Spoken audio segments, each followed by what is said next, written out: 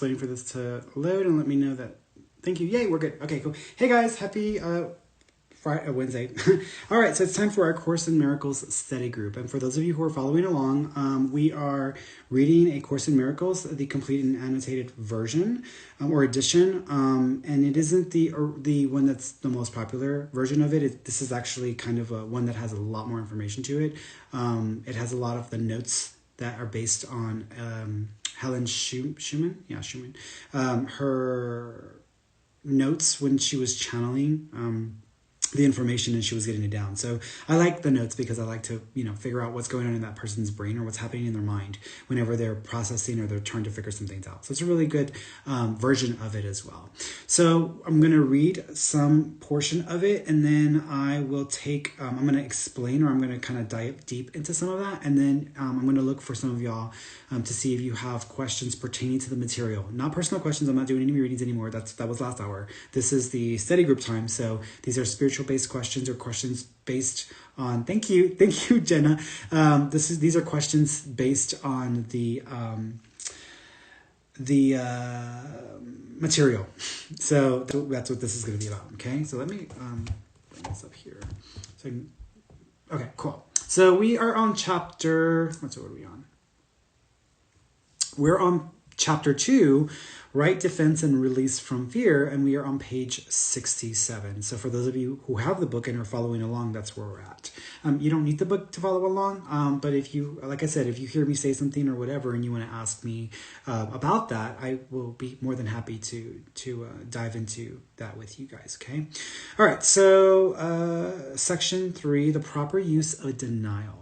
When you are afraid of when you are afraid of anything, you are acknowledging its power to hurt you. Remember that where your heart is, there is your treasure also. This means that you believe in what you value. If you are afraid, you are valuing wrongly. Human understanding will inevitably value wrongly, and by endowing all human thoughts with equal power will inevitably destroy peace. That is why the Bible speaks of the peace of God which passeth human understanding.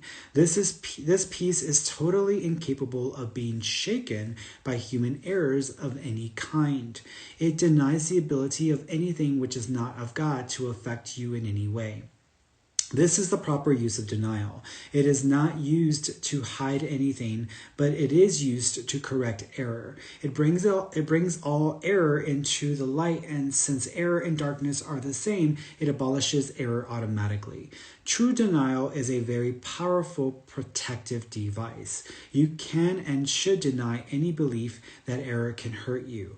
This kind of denial is not a concealment device, but a corrective device. The right mind of the mentally healthy depends on it. You can do anything I ask. I have asked you to perform. And so what's that for those of you following along that don't know what's going on? Helen is channeling Jesus, essentially. She's having a conversation with Jesus. And so she's like basically going back and forth, channeling what Jesus is telling her in this book. A lot of religious overtones, but it is all very uniquely stated. So there's a lot of like messaging within the words that I don't take the words just as is. I also like really try to examine and understand how something's being explained, because there's a lot of meaning sometimes with the words that are being used. So Jesus is telling her, like, you can do anything I ask. I have asked you to perform miracles and have made it very clear that these are natural, corrective, healing, and universal. There is nothing good they cannot do, but they cannot be performed in the spirit of doubt. You have asked yourself why you cannot really incorporate my words, but remember my own question before you ask yours. O thou of little faith, wherefore this thou doubt? The idea, and so that's part of that. When they're talking about miracles, as I've mentioned before, for me, miracles are synchronicities, alignments, things that kind of line up and just happen in a very obvious way that goes against statistical probability, meaning that it's unlikely to occur if everything was chance. So when you have things lining up or corresponding in a very obvious way, then we call those miracles. We call those synchronicities. whenever you align, whenever you're in flow, that for me is a miracle, because that is a form of alignment. That is a form of not dominating creation, not thinking that we know everything so that we can tell the universe what needs to happen or what to do. It's trusting that we are being used and breathed through, and we are witnessing for and on behalf of God and the universe, so that we can move forward in a position of acceptance and a position of flow, versus trying to dominate or trying to enforce our own perspective on the rest of creation. So that's what I mean when I say alignment. Then they're going into something else, which they're going into the idea of another part of this. The idea of cannibalism in connection with the sacrament is a reflection of a distorted view of sharing. I told you before that the word thirst in connection with spirit was used because of the limited understanding of those whom I spoke. I also told you not to use it. The same holds for expressions like feeding on, symbiosis. Yes, we're feeding on. Symbiosis is misunderstood by the mentally ill who do use it in that way. But I also told you that you must recognize your total dependence on God, a statement which you may not have liked. God and the sons he created are symbiotically related. They are completely dependent on each other. The creation of the Son himself has already been perfectly accomplished, but the creation by sons has not. God created sons so he could depend on them because he created them perfectly. He gave them his peace so they would not be shaken and would be unable to be deceived. Whenever you are afraid, you are deceived. Your mind is not serving your soul. So this literally starves the soul by denying its daily bread. In this connection, there is a poem about the Holy Family that says, where tricks of words are never said, and mercy is as plain as bread. God offers only mercy. Your own words should always reflect only mercy, because that is what you have received and that is what you should give. Justice is a temporary expedient or an attempt to teach you the meaning of mercy. Its judgmental side arises only because you are capable of injustice. Of that is what your mind makes. You are afraid of God's will because you have used your own will, which he created in the likeness of his own, to miscreate. What you do not realize is that the mind can miscreate only when it is not free. An imprisoned mind is not free by definition. It is possessed or held back by itself. Its will is therefore limited and not free to assert itself. It is all right to remember the past, provided you also remember that anything you suffer is because of your own errors. As an analogy, imagine a very young child who falls down the stairs when an adult has her arms open in welcome at the bottom of the stairs, and who then develops a total unwarranted fear of that adult. The misstep which causes the child's fall has nothing at all to do with the adult, just as your own missteps have nothing at all to do with me. And I'm going to stop there for a second because that's important. So many of us, immediately when something goes awry or something does not work in our favor, or something happens and we have to suffer in some way, we go through a period of suffering, we automatically, and this is like time and time again, want to blame God. We want to make God responsible for that. God has allowed this to happen to me. But that's where people misinterpret what free will is and the purpose for our being here. That's where people misinterpret that. In other words, let's say a parent, and what they're saying, they're using a perfect example. If you have a child, you raise the child or you nurture the child, you let them know how precious they are, how beautiful they are to you, you love them unapologetically, and there's no limitation. There's unlimited love for this child, and you allow the child to grow to the position where they can go out and have experiences and adventures on their own. There's a level of wisdom behind that. If there are mothers or parents who become super controlling or obsessive with their kids, and their children don't really live fully because they're like basically being breathed on by their parent on a regular basis. But those children who go out into the world and go and have adventures and experience life and live fully by their own choices, they are accountable to those choices. Now, if someone goes and they end up robbing a bank and they have to deal with going to jail, is it the parent's fault or is it the child's fault? Most people want to blame the parent. They're like, well, something must have gone wrong at home. But I know from example that you cannot control how your children will evolve. You can only just do the best that you can as a parent. So when it comes from the perspective of God and us, God is just the parental version of us, because it's us regardless. Like, it's us up there, it's us in that form, in that grander version, and it's us in this form, in this physical body, Ferny. So it's our grander version, our parent being, basically allowing us to go and have the adventures that we desire, that we seek, because we ask for it. As children, we're like, we want to go out, we want to experience, we want to have adventures, we want to experience, some people like daredevils, they like going and experiencing crazy, jumping out of a plane, etc. Different desires in different ways. But not all of the desires that we have, or not all of the experiences we have, are necessarily going to be peaceful or happy ones. We are going to experience pain, suffering. We're going to experience, mistakes and errors, etc. And so the first thing, so we go out into the world, we, have an experience, and if it doesn't go our way, immediately it's your fault, Mom. It's your fault because you let me go out into the world. Or it's your fault because you loved me and nurtured me enough to make me feel empowered to go out and to choose my own experience. That's what we tend to do. We tend to blame God for a lot of this. And so it's not God's fault. It's our fault. We are responsible. We are accountable to ourselves, and we need to stop making God accountable for everything. The first thing that people say when something's going wrong, let's just pray. Why are you dragging God into this? Like, God is witness to everything that is happening.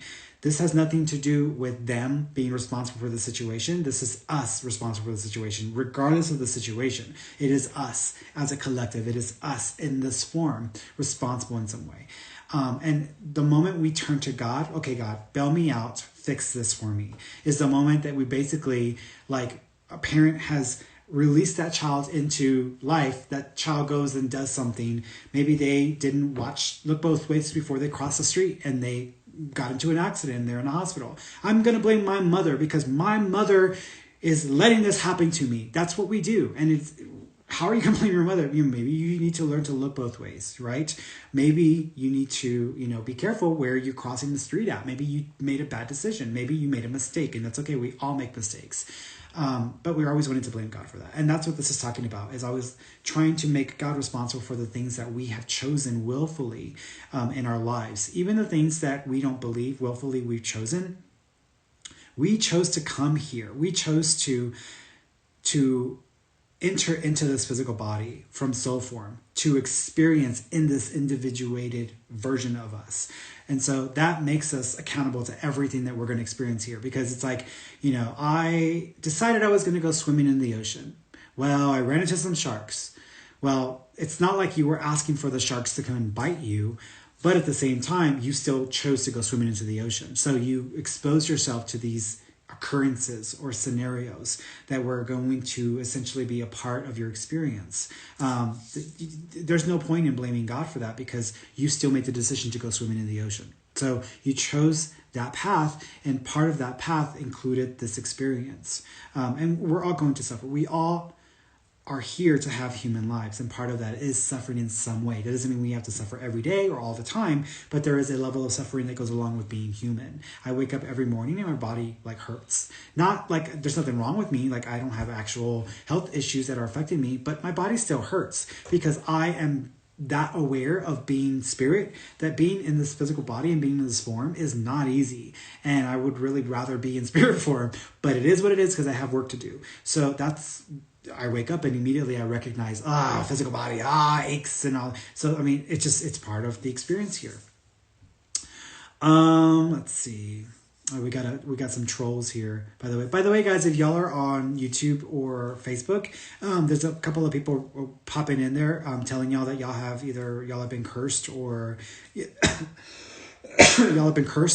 y'all can, pay them and they'll fix your money problems or whatever like that. Well, why are they asking y'all for money if they can fix your money problems? They need to fix their own money problems, and then that way they don't have to ask you for money, right? They're trolls and they're trying to make money off of y'all, so don't take them seriously. I would let y'all actually block them and because they're just going to keep like doing it. They're not going to go anywhere. They're here all the time, and even though I block them every single time, they're going to keep popping in here. So just FYI, guys, okay? Actually trying to go in here and see if I can do it myself real quick, just so that I can see if I can doing it. Let's see. See if I show up there. If I even show up in that video. And there I am. Yay. Okay, so let me do this. Give me a second, guys. Let me do this because this person's irking me a little bit, and I want to make sure that nobody gets taken advantage of. Report feedback. Spam. Next. Hide all. And ban. Bam. All right. Banded. Okay, cool. Let's keep going. Where was I at? Okay, so... Perfect. Oh, yeah. So we're always creating. Like we as soul beings in physical bodies, we're always producing. We're always creating. We're always thrusting out our being into this reality. So all the thoughts that I have, all the emotions that I have, all of the reactions or actions that I take, it's an energy. It's a form of energy. It's kind of like a wave. And when I do something, think something, feel something, I'm sending it out, and I'm giving the universe, I'm giving this reality instructions about who I am, what I'm about here, or what I'm here doing. And the universe is going to react to that and show me a representation of that, or give me an experience that reflects that back to me. This is why it's so important that if you're like always complaining about what's wrong in your life, you're only creating more of those situations, because it's one thing to vent. I'm not talking about venting. We all need to vent every now and then. We're all human. We're going to have to vent here. I'm talking about people who incessantly complain about what's not working in their lives, what's wrong, how they've been victimized, how they've been this or that. Those people, those of us, because there's people like that here with us, we're all guilty of that. When we do that, we are basically reaffirming the suffering. We're reaffirming those experiences, and they will continue to propagate. So you do not want to have a habit of doing that. Whenever I talk to someone and they ask me how I'm doing, I pretty much like 95% of the time will say, I'm great. Everything's wonderful. There were a few times last year where I was like, it's been a day. We're getting through it though, right? We're getting through it. And so it's me like acknowledging what is obviously happening, but then shifting that energy around to take it into a different direction. And that's what I do. If I can't be honest with myself about how I feel, which most of the time I feel fine, I feel great, or things are great. If I can't be honest and claim that, then I claim what I am feeling or what I'm going through. And then I shift it and move it in the direction of where I want to take it. And that's what you can do to shift your energy as well. False projection arises out of false denial, not out of its proper use. My own role in the atonement is one of true projection. That is, I can project or extend you the affirmation of truth. If you project error to me or to yourself, you are interfering with the process. My use of projection, which can also be yours, is not based on faulty denial, but it does involve the very powerful use of the denial of error.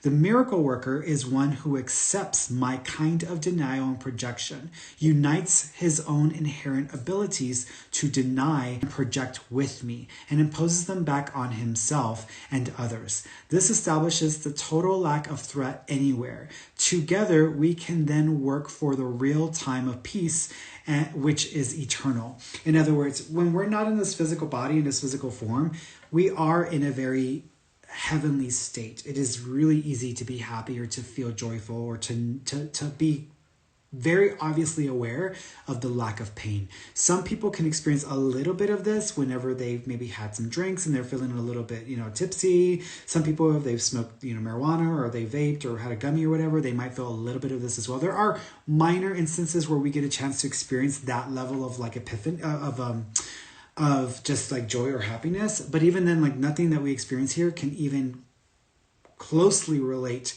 to the level of it in spirit form.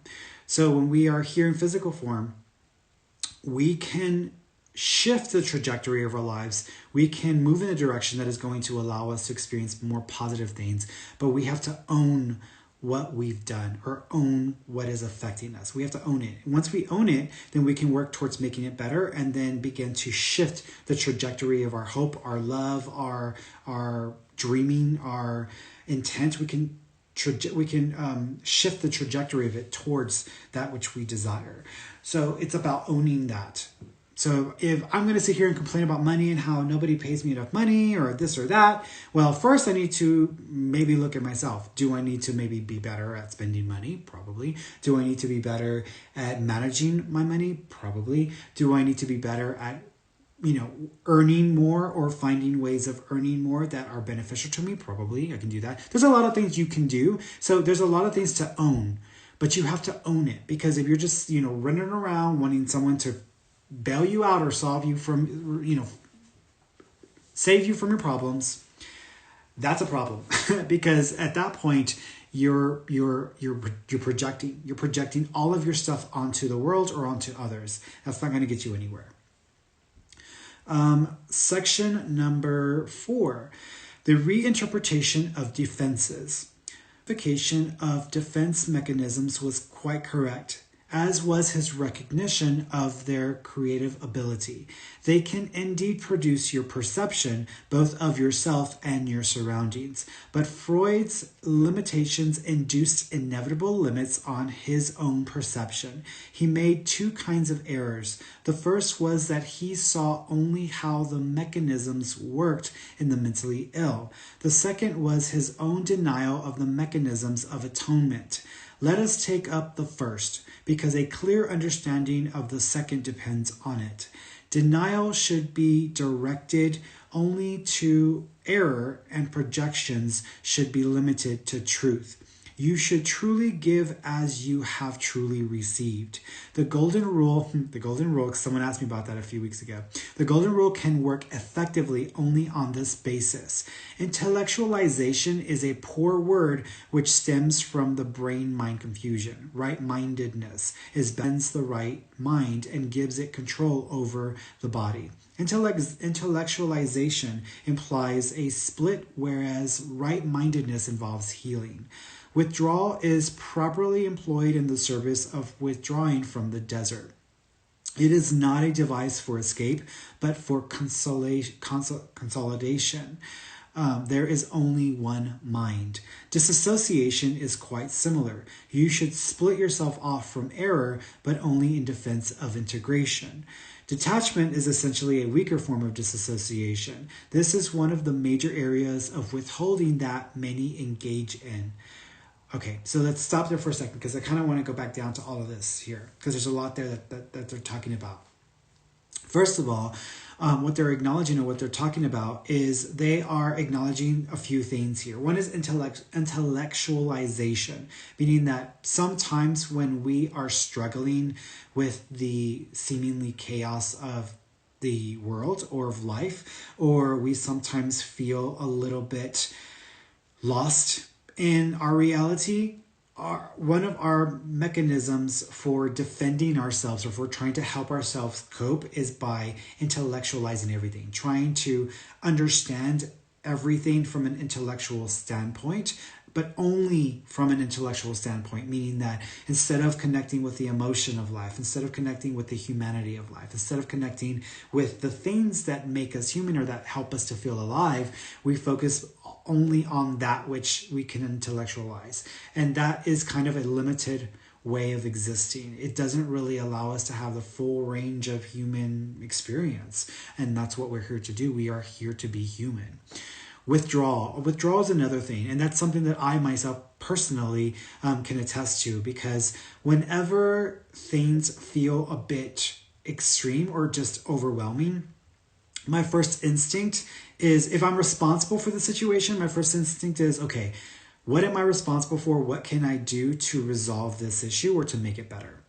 If it's something I don't control, then immediately I find myself going into a withdrawal mode where I will withdraw myself, not because I want to completely like disconnect from reality, withdraw myself because I want to reassert my own chosen state of being. I have to remember who I am. If I am constantly bogged down or caught up in all of the human stuff that we have to deal with, what ends up happening is I find myself basically just I find myself overwhelmed and just, it's too much. And so at that point I've got to, and I've not only that, but I forget myself. I have a resting state of being, and that resting state of being has served me well. It helps me to get through life. It helps me to deal with anything. It helps me to feel and to be invincible, even though I know I'm not invincible. It helps me to feel that way and to be willing to deal with whatever life throws at me.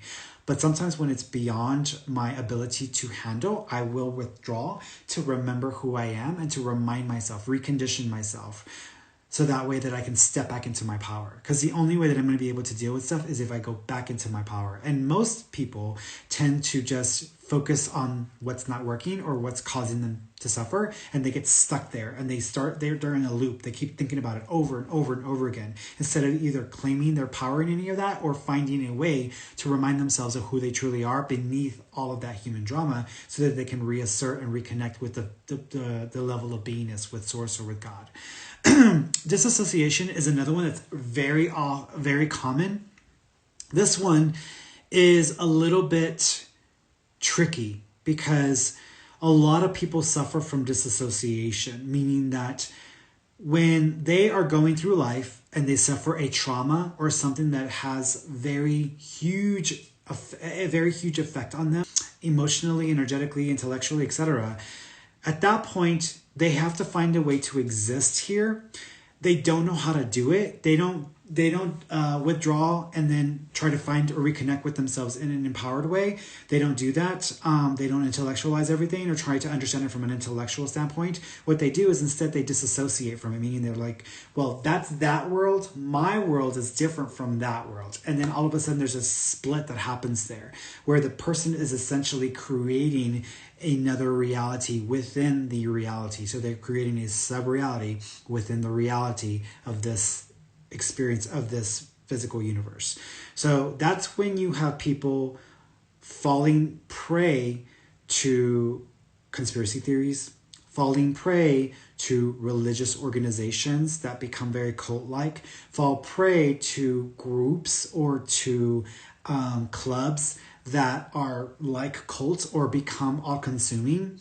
So a lot of these organizations and groups, etc., that are very extreme in that way, a lot of people who are part of those organizations suffered some sort of trauma, may have suffered some sort of trauma, or they went into it because they disassociated from the reality that they were trying to get away from. So there's almost like there's a disconnect that happens there.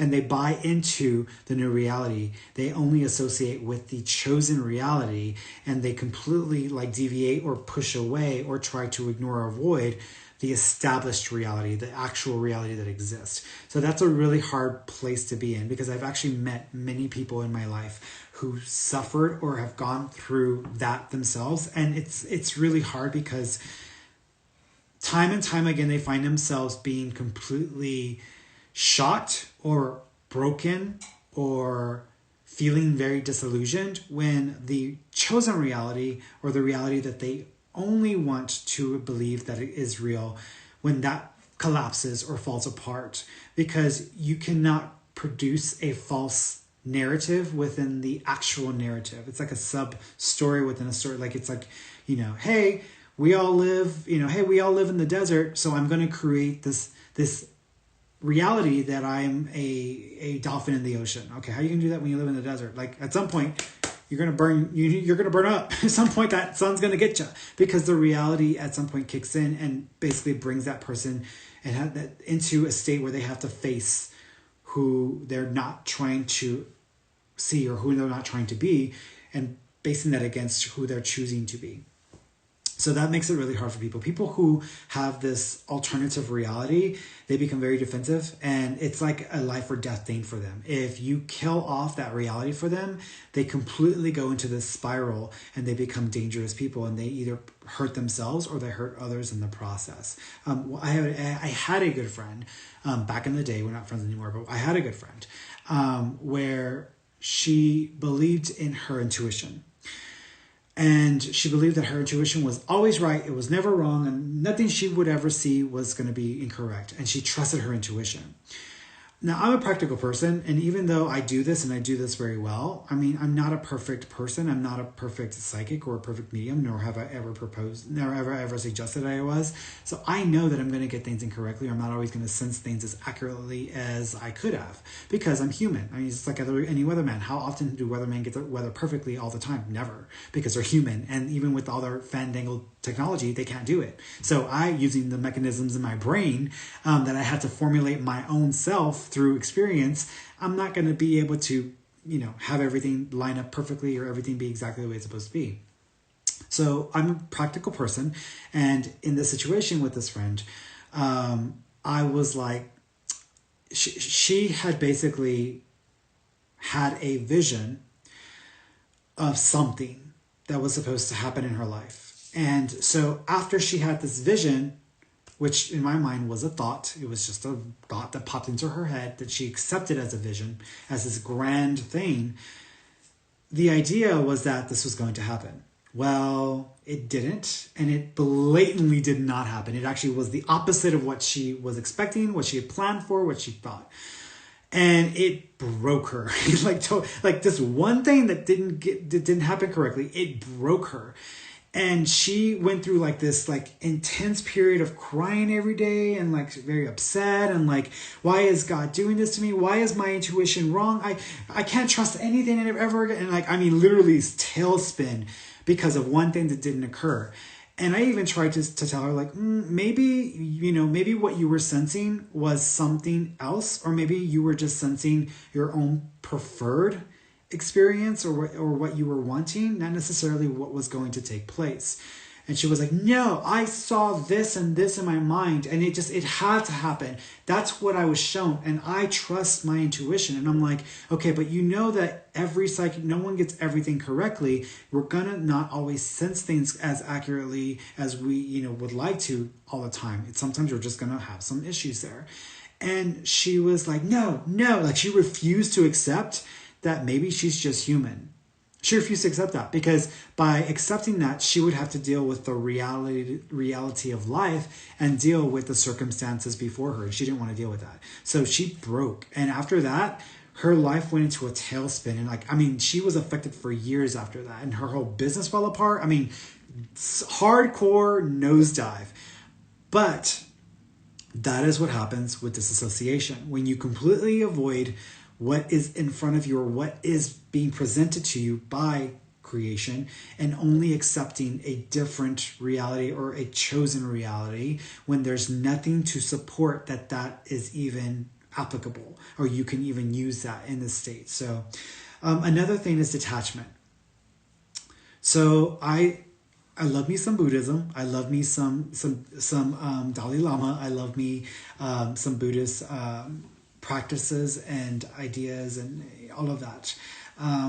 But I've always had this issue with Buddhism, and I'll tell you why. Because in some orders, not in all Buddhist traditions or all people who practice Buddhism, but with Buddhism, there's this idea that by this is not everything, this is just one thing.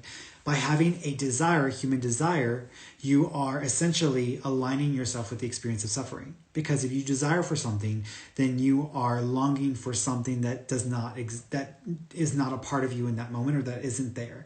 And so in doing that, you are introducing a conflictive way of experiencing life, where there's a conflict that you introduce into the situation. So the best way to deal with suffering is to learn to not desire anything, be devoid of desire, be devoid of any of those. And I'm just like, okay, for me, that doesn't work for two reasons. One is, if we are not here to have human experiences and human lives, why would we go through the entire process of trying to completely detach ourselves from the reality of human life and human experience? Why would we go through that whole song and dance? So for me, I feel like there's a flawed basis there. The second thing is this idea that there is no place for the contrasting experience of reality.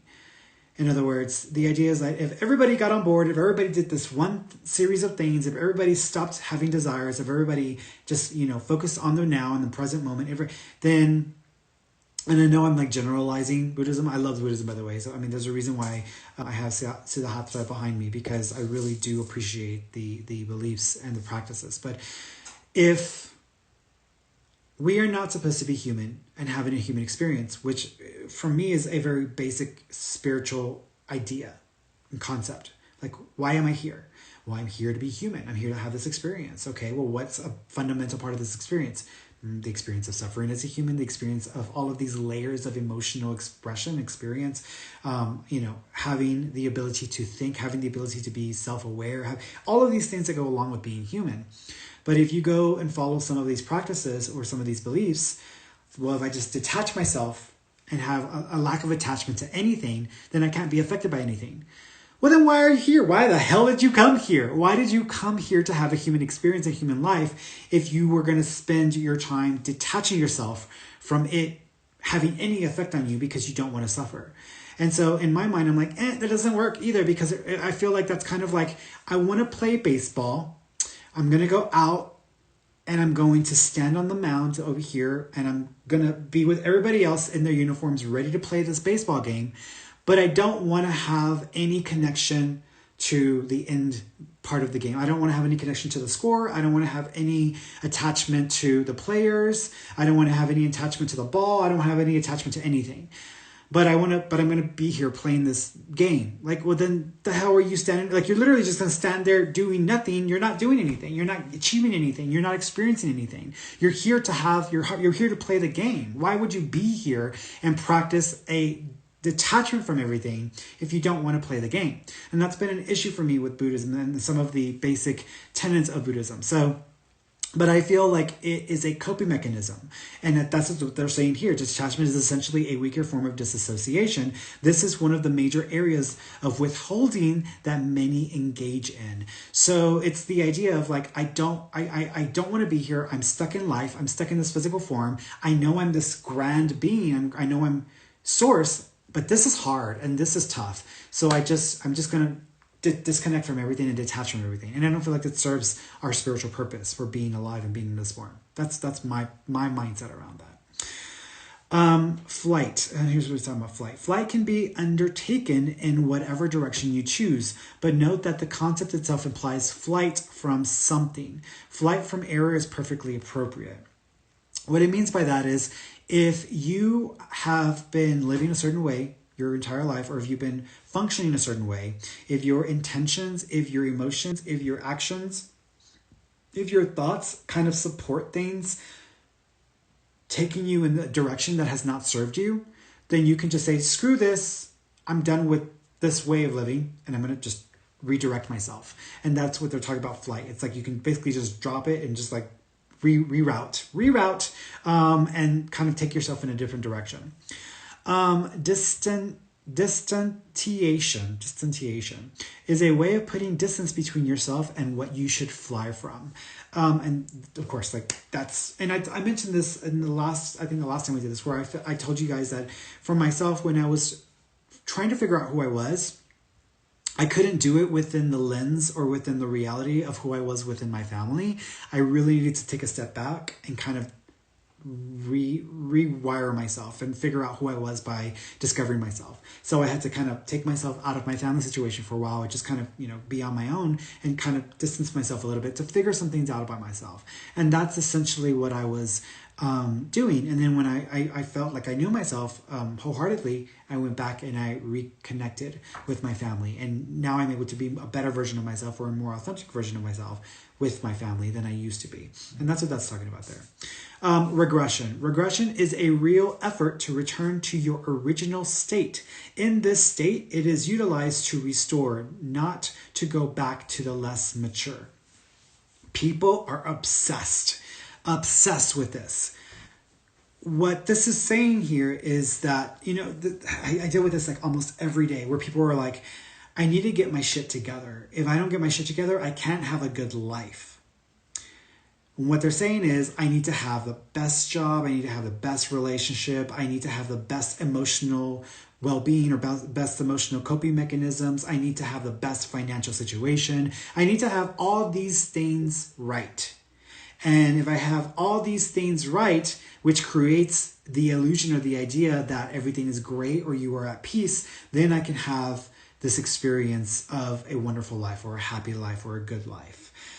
And that is something that people always, they believe that they cannot experience something good or experience something they choose or desire unless all of these other things are like idealized or perfect. And that's not the case. It's not a requirement. Like, you can experience amazing things and still have some things that are just not ideal. So that in itself is something that I've seen all the time with a lot of people, where they're trying to regress. Like, I need to do all the healing. I can't have a good relationship unless I heal everything within me. And I have to release all of the traumas and all of the pain and I have to release all of this for me to experience something. And what I would say to you is, no, you don't. Like, yes, healing is definitely something that we should work on if we've gone through trauma, etc. But I was able to get into a pretty damn good relationship without having to heal all these, layers of myself in my past. In fact, I actually healed a lot of those layers because of the relationship, because it helped me to grow and to evolve and to understand some things I didn't understand before. So you can heal through your experiences. You can heal through your life. You don't have to heal to live. You don't have to heal to have a happy life or a good life. You can heal through choosing these experiences for yourself. So you don't have to regress back to, I want to remove all of the stuff that has ever happened in my life. I want to remove all of the negativity that I've ever been a part of or ever has been a part of me so that I can, have a good life. No, you don't. You can totally still have a good life. Number 10, sublimation should be associated with the sublime. Okay. I'm like, okay, let me see what's this. There's a little note there. So I'm going to say sublimation, acting out socially unacceptable impulses by rechanneling their energy into a more socially acceptable form. For instance, rage can be channeled into artistic expression. The point here is that we should rechannel unacceptable impulses into a sublime direction, rather than in a merely socially acceptable direction. Okay, so what is that's saying is that if we are processing something, we do not have to make it palatable for others, because sometimes that's just for us to process or to experience. In other words, let me use myself as an example. So this past year, 2020, I've always been like a people pleaser. Even when I was a kid, I've always been a people pleaser, and I've always tried to move forward in life without ruffling feathers, without pissing people off, without upsetting people, I don't want to upset people. I don't want to produce more suffering in this world. At the same time, I'm still human, and I still deal with things in a very Ferny way. And I'm okay with that. I'm proud of that, because it's taken me a long ass time to get to a place where I feel empowered enough to just be myself without being afraid of rejection, but without being afraid of people, wanting to only accepting me in a certain form or certain version. So last year was a very good opportunity for me to actually become a more authentic version of myself. Because before 2020, I was very diplomatic in the way that I would communicate and connect and share and speak. I always wanted to be politically correct or diplomatic. 2020 allowed me, through the experience of all the things that I went through in 2020 gave me a chance to understand myself in a more authentic way, acknowledge things about myself from a human perspective that I think are very important to my own growth and to the growth of others through the work that I do. 2020 gave me an opportunity to be the most authentic version of myself possible.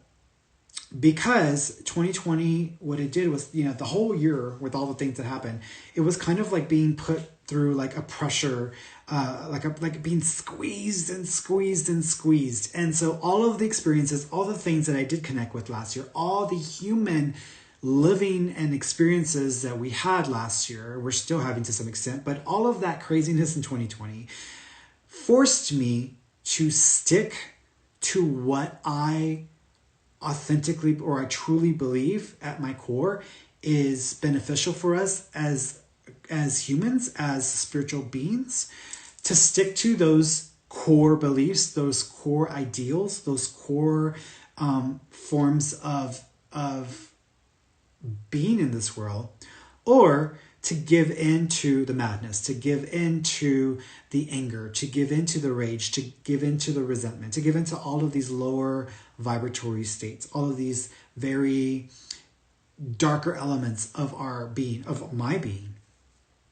So I had to face that last year, and I was put into situations over and over where there was a lot of pressure applied, and I had to choose to just react, or to allow myself a human experience, which did include some reacting, but still funnel back, still reconnect and withdraw and reconnect with the self, the version of myself that I know myself to be authentically. And that's exactly what I did over and over and over again last year. Even though I did have very human reactions, I did have experiences where I got on here and I was blasting people, or I was going off or whatever. Yeah, that happened last year because that's what the human experience was like for me last year. But I didn't do it every single day, and I didn't do it every single moment of 2020. I did it in key moments where I felt the need to express and to expand on where this level of anger or resentment or rage or whatever was coming from. Once I acknowledged it, once I accepted that human part of my experience, I was able to release that, and I was able to say, okay, do I really want to keep like being attached and connected to this feeling? Because, at the end of the day, this is what it is. If I can do something to help this, let me go ahead and try that. But at the end of the day, I still want to be who I choose to be, and I still want to experience the life I am choosing to experience. And I had to rebind to these inner core beliefs about what I think are high spiritual traits or qualities or forms of being. So I decided to just accept it and allow myself the opportunity to be human, and then reconnect to myself again in the highest way possible. And that's what I did. And that's okay. We can do that. We're here to be human. That's part of the whole process for being here. Now, if I wanted to deflect, or to, what they call sublimation, is, I don't want anyone upset with me because I said this or I said that, or I feel this way or I feel that way, or I'm reacting this way or I'm reacting that way. Oh, I don't want anyone to be upset with me or be mad at me or to see me as like a fraud spiritual teacher or whatever. What I chose to do is I chose to show myself authentically, and then owned it, because that is who I was, that is who I am, it's part of me, but I still embraced the higher aspects of my being. And some people I noticed last year, and this happened a lot with a lot of spiritual people that I was paying very close attention to last year, friends and teachers alike, they did not accept their humanity and their experiences as a human. And instead, they almost came across very inauthentic, very fake, and they were pretending to be an enlightened person that was above. Oh, I'm above it. I'm above all that. I'm above all that, and that doesn't affect me. Let's just stay in love. Let's just be united. Let's be peaceful. Like, they were in that state. But the minute that, the cherry fell off their ice cream, they lost their shit, and then they went crazy. And you could see it happening time and time again. I noticed it with some people I know who are spiritual teachers, and, halfway through the year, they were like threatening to commit suicide because they were so like completely not able to deal with the reality of this world. And they were approaching it from this, like, I'm like above it and I'm above that. Just love and light, everybody, love and light. If we just love and light everybody, if we all just pray, then this world is going to return back to its peace and all the issues will be okay.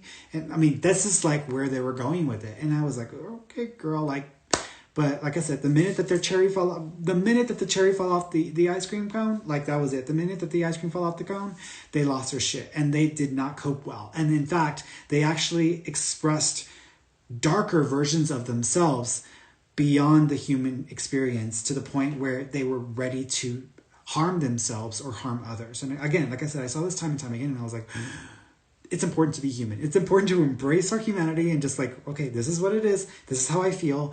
I'm just going to like let myself be human, and then I'll own that, and then I'm gonna get back to what's core for me and what I really choose versus what I'm expressing, because an expression is just an expression.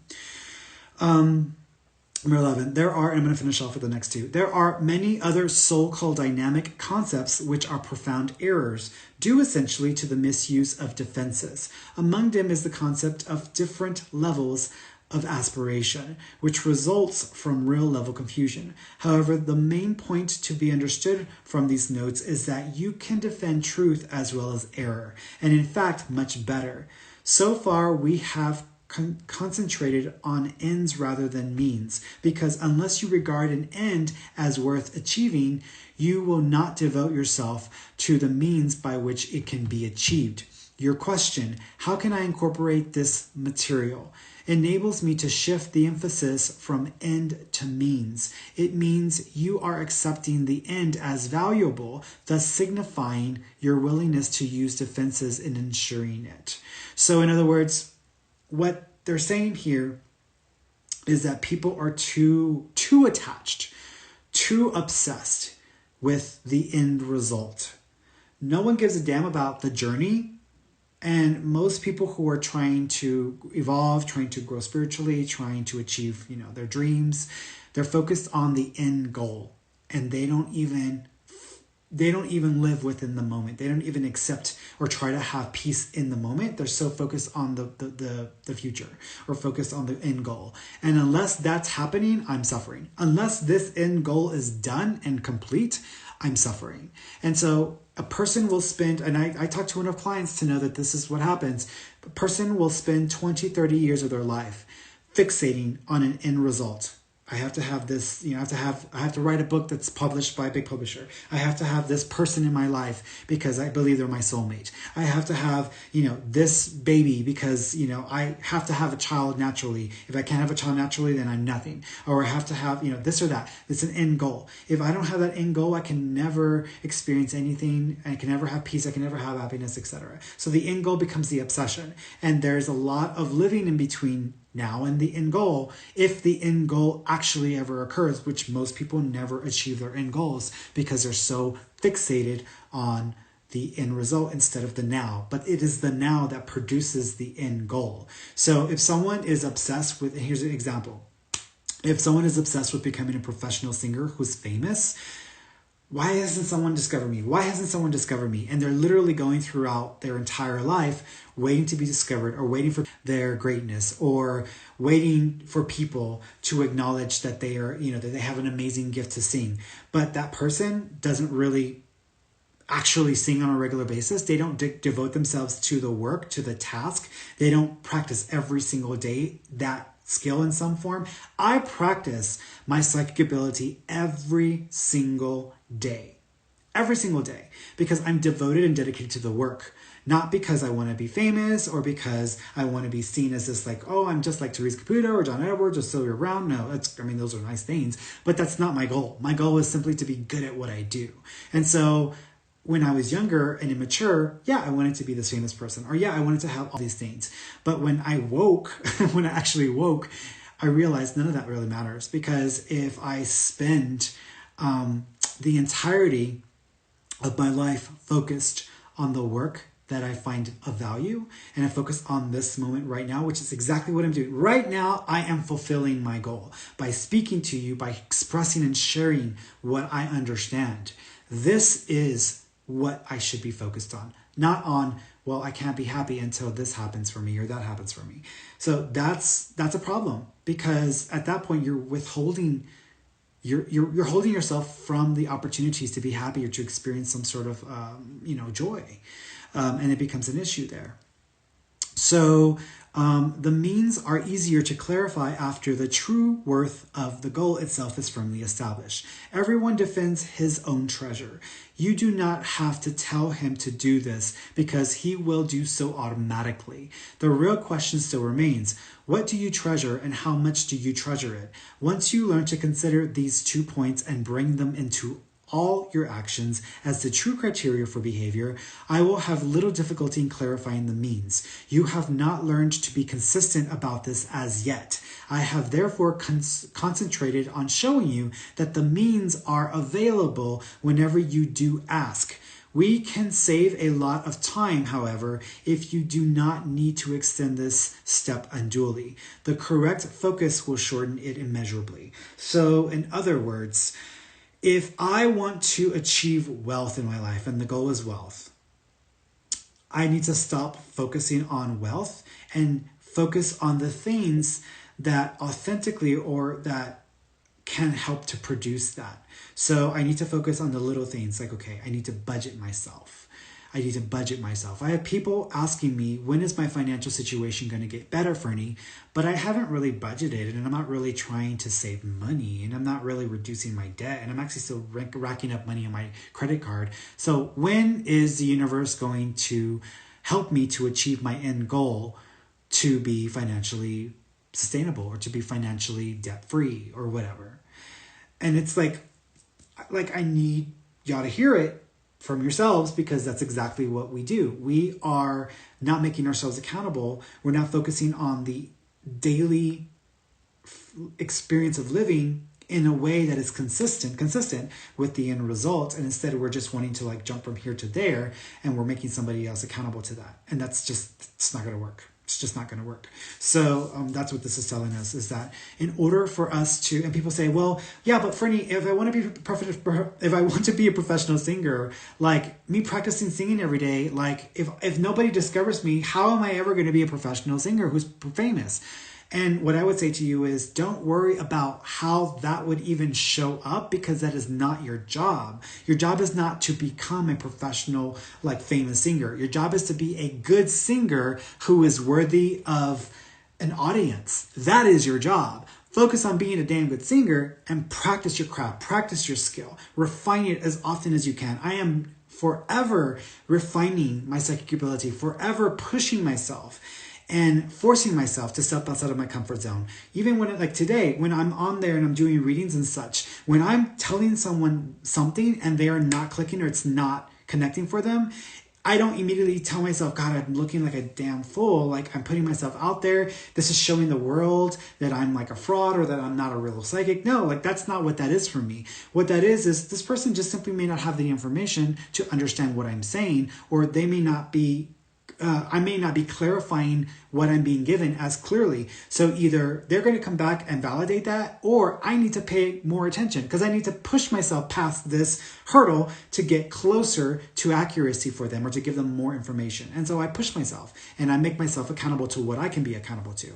And, y'all may not know this, but I go back and I watch some of my videos that I'm talking to people and doing readings for people because I'm trying to figure out what's going on in my mind when I was seeing that. And I'm trying to figure out if how I was seeing something can be used in a different way or if I misinterpreted a sign. So I actually study what I'm doing because I'm helping myself understand how I can make it better, how I can be better at it, how I can be more refined, more accurate as possible. And so I never stop evolving my ability. And I never think that I've arrived. I will never arrive. So I will always be striving for the very most that I can do.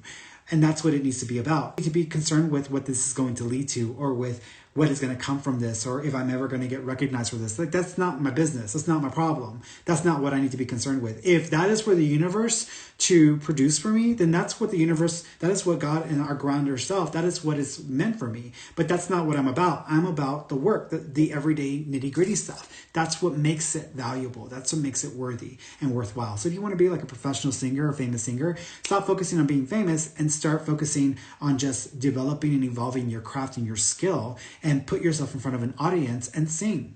And do it as often as you can. Because if you're not willing to devote yourself to it every day, J-Lo, Beyonce, they didn't, Lady Gaga, they didn't get to where they are now because they sat on their ass waiting to be discovered. Lady Gaga was building herself up since the very beginning. She used to sing as a child. Beyonce did the same thing. You watch videos of her, she's correcting her own little, as a kid, if you see her, she's sitting there and she's singing with her clique.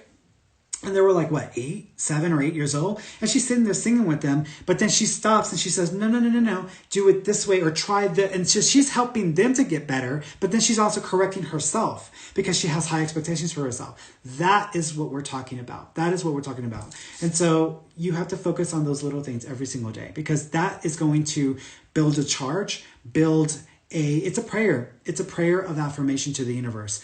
Universe, God, I affirm I am who I am because I am doing this now. And this is proof in the doing of it.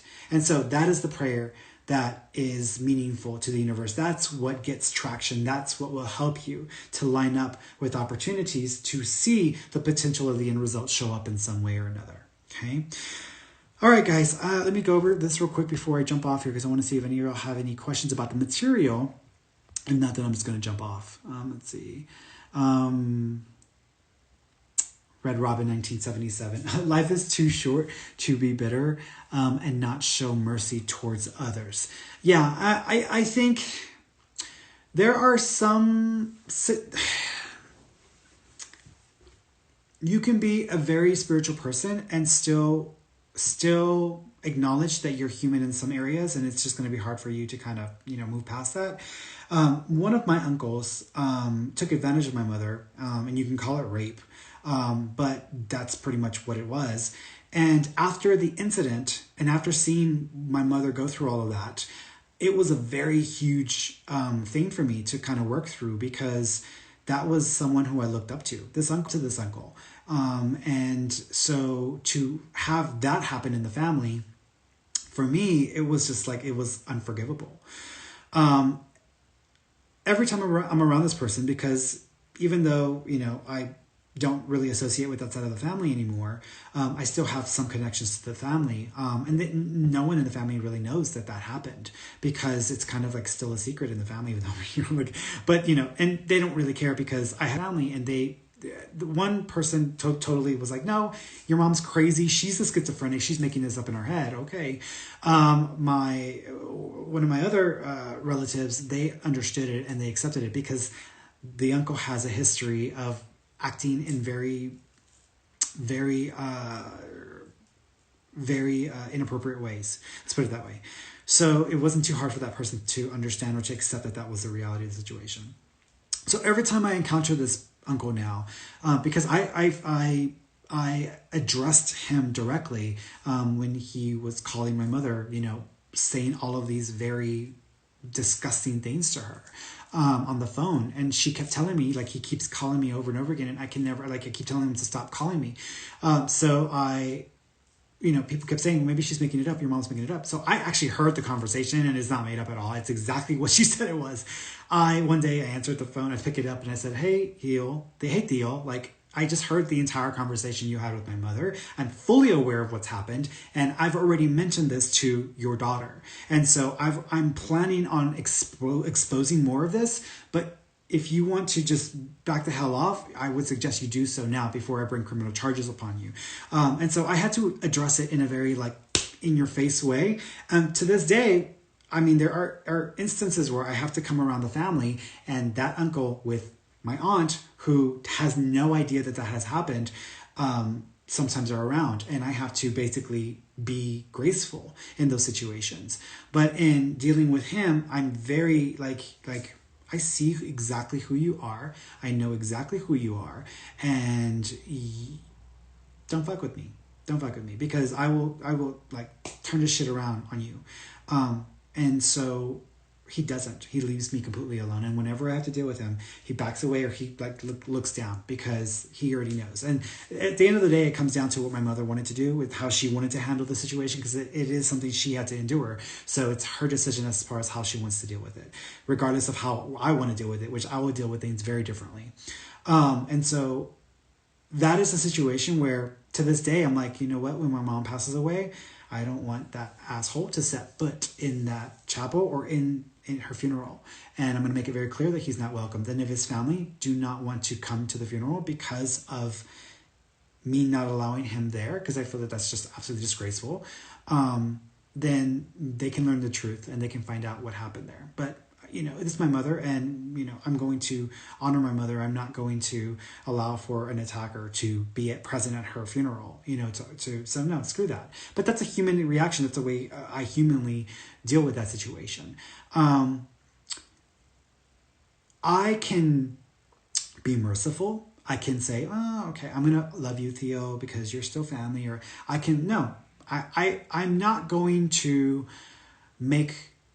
I'm not going to make excuses for shitty behavior. Like, that was a shitty thing you did. You never owned up to it. You never acknowledged it publicly. And on top of that, you are just trying to get past, you're just trying to get through with your tail between your legs. So no, I'm sorry, but I'm gonna hold you to this for the rest of your life when I have to deal with you, or when I have to encounter you, because you're not holding yourself accountable. I'm gonna hold you accountable. And that's the end of it. Now, on a soul level, on a godly level, I love everybody. I really do. And I would not go out and want to kill this person or hurt them in a physical way. I could get to that point. You can piss me off enough that I can get to that point. I'm not going to, though. I'm not choosing to be that person. I'm not choosing to react this way. I'm still approaching it from a very unique way, but I'm still honoring people in this. And on a soul level, I still love my uncle. Nothing changes that. But at the same time, you're still accountable for your shitty behavior, and I'm not going to release you from that, because you need to understand that until you acknowledge that for yourself, or until you accept that, I'm going to protect the people that I'm charged with protecting, and that is my mother. So no. So yeah, so to answer your questions, I'm still going, I hold people accountable, even if they don't want to be accountable or they're trying to get a pass. Sorry, not going to happen on my watch. Oh, she just said, Robin's and ourselves, yes. Ferny, you had some serious orbs miss in your last live reading video all throughout the readings. Yeah, it's just dust. I think it's the way that the light is, because today I decided to set up the light a little differently. I think and I believe it's just dust, because I've got dust, because my room with the cats and everything, there's dust in here, so, and it's always floating around. So I don't accept it as orbs. I don't accept it as any of that stuff. Let me do this and you'll see it flying around in a second. There, you see it? You see it? that's right here too, because I washed it, and then I got iron it because it got all curly. I know we went off on a tangent there.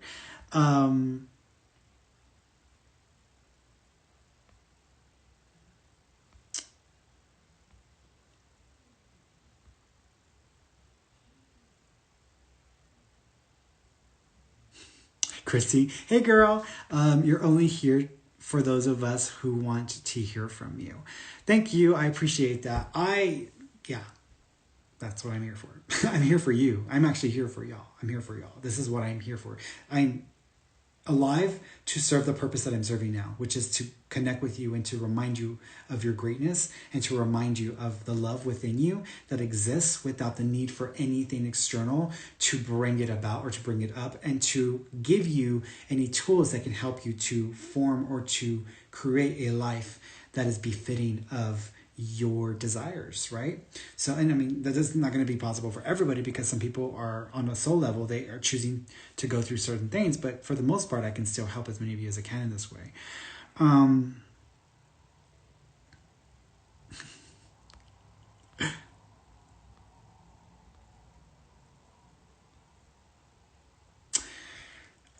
Smashy has a good question. Can we train ourselves to not feel as much as we feel? Sensitivity to energy is strong and overwhelming at times.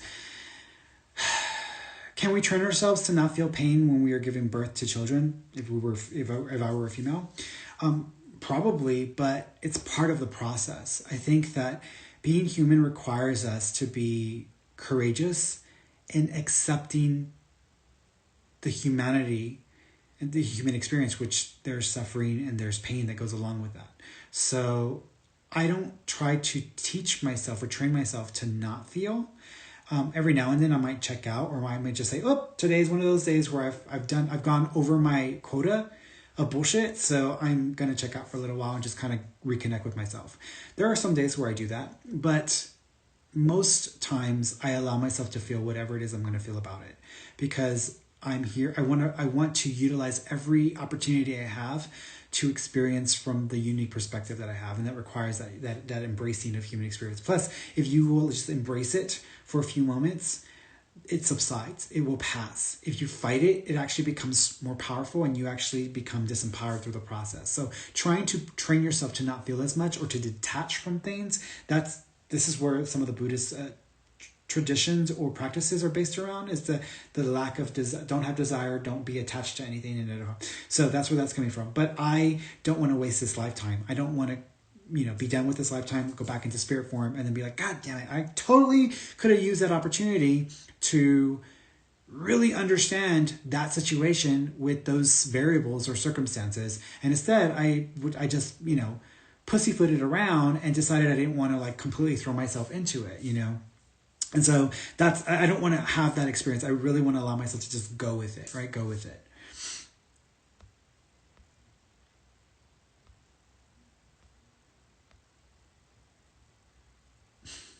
She needs to sage. Trust me, they respect my. I'm telling you, MJS, they respect my boundaries. Like when I shut down, I shut down. They respect my boundaries. I have an agreement with God where I will do this work as long as I'm able to sustain it, and as long as I'm able to have peace when I'm not doing it. And so when I'm not doing it, I do get a chance to experience a lot more peace. I still have some things that happen from time to time, but it's not like I've lost control of it. It usually really gets stronger when I'm in the process of like, okay, I'm live, I'm going, let's go. And then they start showing up in that way.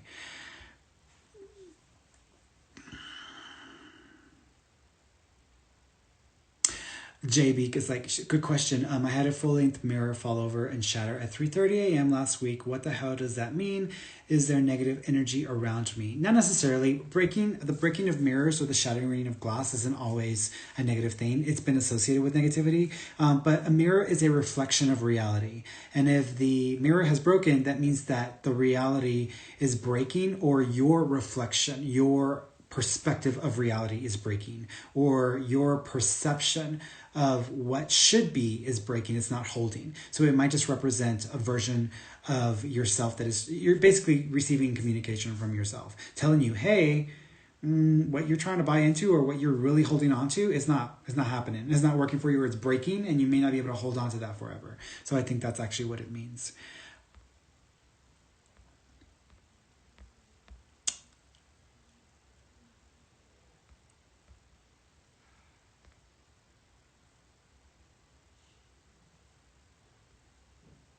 All right, guys, I think that's it. I like getting hungry and I'm ready and I need to go cook. So I'm just going to stop there. I love you all, and I will see you Friday for our study group with Conversations with God with Neil Donald Walsh. Okay, I love you all.